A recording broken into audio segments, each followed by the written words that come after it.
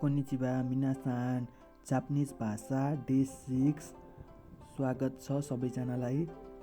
अगाडिको भिडियोमा हामीले टेनटेनको बारेमा जानेका थियौँ। आज भने हामीले मारुको बारेमा सिक्नेछौँ। मारु भनेको के हो, मारुको के अर्थ हुन्छ, मारुको प्रयोग हिरागाना र काताकानाको हा अक्षरको लाइनमा मात्रै गरिन्छ।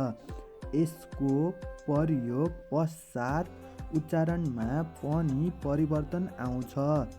जस्तै हामा मारु प्रयोग गरियो भने पाको उच्चारण हुन्छ।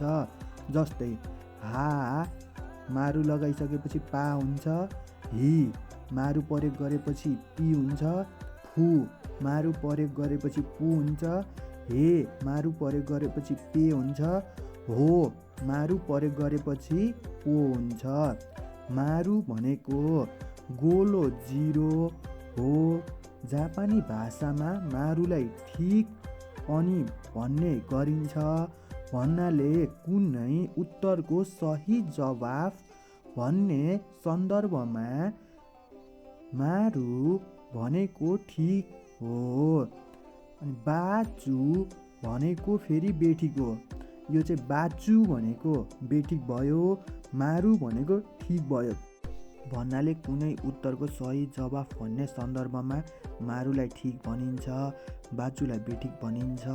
र डे 5 को भिडियोमा हजुरहरूले टेनटेनको बारेमा सिक्नुभयो भनेपछि डे 6 मा हजुरले मारुको बारेमा सिक्नुभयो। र हामीले डे 7 मा हामीले कातागानाको मारु र टेनटेनको बारेमा भिडियो ल्याउने छौँ। हजुरहरूले आज डे 6 भिडियो हेर्दै हुनुहुन्छ र डे 6 सम्म पुग्दाखेरि हजुरले जान्नुपर्ने कुराहरू जापानिज भाषामा के रहेछ त। तपाईँहरूले जान्नुपर्ने कुरा भनेको मेन भनेको हिरागाना भयो, हिरागाना, त्यसपछि काताकाना, त्यसपछि लिएर हजुरको टेनटेन, मारु, यो हजुरहरूले जान्नै पर्छ। र हजुरहरूले हिरागाना र काताकाना एकदम धेरै प्र्याक्टिस गर्ने। त्यसपछि हजुरले जस्तो हिरागानाको हे लेख्नुहोस्, ए लेख्नुहोस्, ता लेख्नुहोस्, रे लेख्नुहोस् भनेर जस्तो भन्दाखेरि हजुरले जस्तो नेपालीमा होइन कि हिरागानामा लेख्न सक्ने हुनु पर्यो र काताकानामा पनि लेख्न सक्ने हुनु पर्यो सेम अक्षरहरू त्यसरी हजुरले एकदम धेरै प्र्याक्टिस गरेपछि हिरागाना र काताकाना बिचबाट सोद्धाखेरि लेख्न लगाउँदाखेरि हजुरलाई आउँछ। त्यति आइसकेपछि नर्मल्ली शब्दहरू हजुरले बेसिक लेभल शब्दहरू उच्चारण गर्न सक्नुहुन्छ। र बेसिक लेभल उच्चारण आइसकेपछि तपाईँले अब जान्नुपर्ने भनेको तपाईँको काताकानाको टेनटेन र मारु, त्यसपछि आउँछ आदि अक्षर। जस्तो चु भनेको आदि अक्षर, चु आइसकेपछि फेरि हामीले जान्नुपर्ने भनेको झुन्डेर आउने अक्षरहरू हो। त्यो हामीले आउने दिनहरूमा पढ्नेछौँ।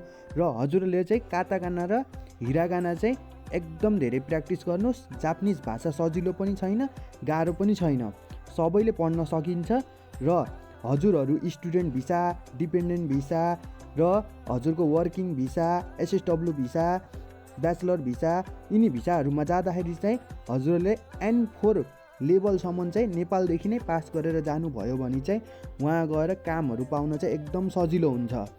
र हाम्रो japanepal.com को Facebook ID, TikTok ID, YouTube ID छ। यसमा तपाईँहरूले गएर फलो गर्नुहोला, सब्सक्राइब गर्नुहोला, त्यसपछि लाइक कमेन्टहरू गर्नुहोला।